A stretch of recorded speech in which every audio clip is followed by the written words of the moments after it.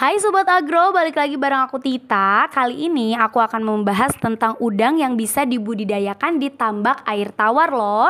Udang faname. Nah, dalam video kali ini Tita bakalan kupas tuntas dari mulai asal-usul, manfaat, sampai tips budidayanya loh. Jadi nonton sampai akhir ya.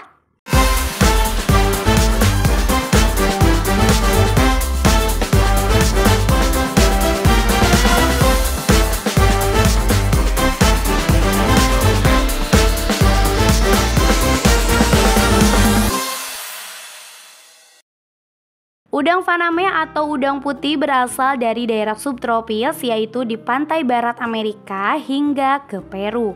Sesuai namanya, jenis ini memiliki warna kulit yang putih. Selain itu, kulitnya sangat tipis serta badannya berbuku-buku. Sedangkan untuk ukurannya relatif berukuran lebih kecil apabila dibandingkan dengan udang jenis jebug, pancet, ataupun lobster.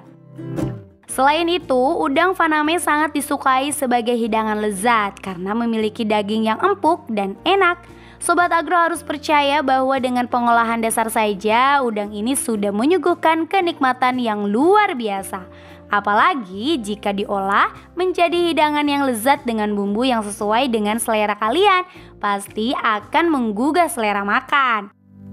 Bahkan nih Sobat Agro, selain dimakannya lezat, ternyata kandungan nutrisi yang dimiliki udang faname bermanfaat bagi kelangsungan hidup kita juga. Nah, di dalam udang faname itu mengandung protein yang lebih tinggi daripada lipid dan karbohidrat, yaitu sebesar 35%.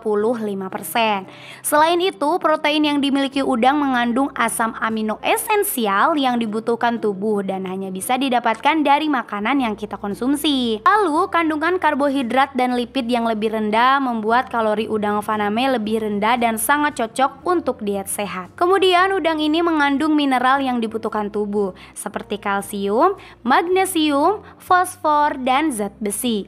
Bahkan kalsium yang dimiliki udang bisa menjaga kesehatan tulang dan gigi loh.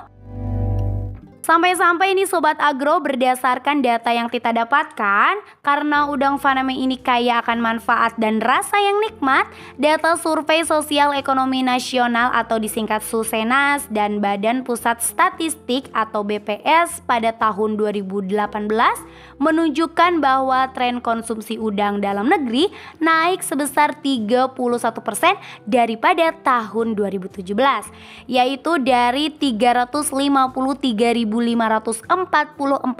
ton menjadi 463.777.000 ton. Wah, luar biasa sekali kan Sobat Agro? Kalau perhitungan konsumsinya saja seperti itu, tambak udang faname ini juga bisa menjadi ladang usaha kita juga kan ya? Ternyata budidaya udang faname tidak hanya dapat dilakukan di air laut saja loh, tapi di air tawar juga bisa Sobat Agro. Bahkan budidaya udang faname air tawar kini sudah semakin banyak diterapkan. Mari kita langsung saja ke tips budidaya udang faname.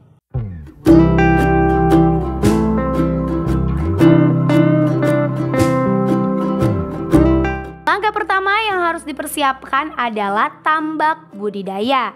Pemilihan tambak budidaya sangat penting nih Sobat Agro, karena hal ini dapat menentukan kondisi lingkungan hidup udang. Hal ini akan berdampak besar juga terhadap kesehatan dan produktivitas udang air tawar. Ada banyak pilihan untuk tambak budidayanya Sobat Agro, seperti terpal, tambak beton, maupun akuarium. Nah, yang harus diperhatikannya lagi adalah air pada tambak memiliki kandungan oksigen yang cukup. Selain itu, penting juga agar tambak budidaya jauh dari polutan dan limbah pabrik maupun rumah tangga. Hal ini karena udang sangat sensitif terhadap polutan. Hal yang lainnya yang harus perlu diperhatikan, Sobat Agro ini perlu menyiapkan air yang bersih ke dalam tambak. pH-nya juga harus berkisar antara 6 hingga 7 agar kadar oksigen dalam air cukup untuk pernapasan udang. Sobat Agro juga bisa menggunakan aerator untuk tambak udang air tawar. Hal yang perlu diperhatikannya lagi dalam tambak ini, pertumbuhan udang air tawar sangat dipengaruhi oleh suhu pada tambak. Walaupun dapat memiliki toleransi suhu yang cukup luas, namun jangan biarkan suhu tambak mencapai suhu di atas 35 derajat Celcius ya Sobat Agro. Optimalnya nih, jaga kondisi suhu air tambak pada rentang 25 hingga 29 derajat Celcius. Tips yang kedua, pemilihan benur unggul. Sobat Agro, ini adalah ciri-ciri benur yang unggul. Benur bebas dari penyakit, kulit juga harus terlihat bersinar dan cerah. Dan benur udang punya gerakan yang lincah dan juga aktif, serta ukuran yang seragam. Ya, ukurannya sekitar 0,1 sampai 0,3 gram. Tips budidaya selanjutnya adalah pengaturan pakan udang. Nah, Sobat Agro bisa menggunakan pakan udang alami nih, yaitu tepung terigu, biji jagung, ketan padi, dedak padi, dan lainnya. Tapi Sobat Agro juga dapat mengkombinasikannya dengan pakan buatan seperti pelet udang yang banyak dijual di pasaran. Ingat ya, dikombinasikan. Untuk pemberian pakan dapat Sobat Agro lakukan sebanyak 40% pada pagi hari dan 60% pada sore hari. Next, tips budidaya selanjutnya adalah pengontrolan kualitas air. Budidaya udang air tawar sangat bergantung pada kondisi air budidaya. Sobat Agro harus sering mengganti air di tambak apabila sudah kotor. Kenapa? Hal ini karena kualitas air yang rendah akan meningkatkan potensi udang air tawar untuk terserang penyakit. Selain itu, banyaknya kotoran pada tambak dapat menurunkan kadar oksigen yang menyebabkan udang akan kekurangan oksigen. Terakhir yang ditunggu-tunggu apalagi kalau bukan pemanenan. Sebelum proses pemanenan nih Sobat Agro harus mencari pasar yang dapat menampung hasil panen dulu. Misalnya pengepul atau restoran yang menerima udang air tawar ya.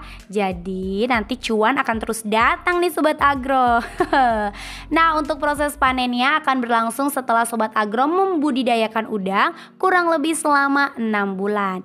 Tipsnya adalah panen dilakukan dengan mengambil udang dengan jaring dan memasukkannya ke dalam box. Tapi Sobat Agro juga harus menyortir udangnya agar kualitas udang yang dijual terjaga dengan baik ya. Gimana nih Sobat Agro setelah nonton video Tita sampai akhir? Apakah ada niatan kalian untuk membuka tambak udang faname ini? Tulis di kolom komentar ya. So, terima kasih yang sudah menonton video ini. Jangan lupa nonton video Tita selanjutnya ya. Bye.